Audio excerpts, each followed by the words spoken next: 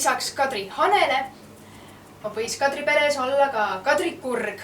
Kure nokaks oli suur kulp, mille ta pani siis niimoodi pea peale endale. Kõndis ka natukene küürakalt, natuke põlvedest alla lastult ja hästi pikkade ilusate kure sammudega. Pidulikult. Ja siia kulbi sisse küsis ta samuti kuldkopikat, mille pererahvas talle siis siia poetas. Ja teiste loomade kõrval, kes olid siis traditsioonilised nagu kured või haned või karu, võib ka olla täiesti teisi loomi, mis iganes pähe tuleb. Näiteks siin on meil üks väike Kadri põrsakene.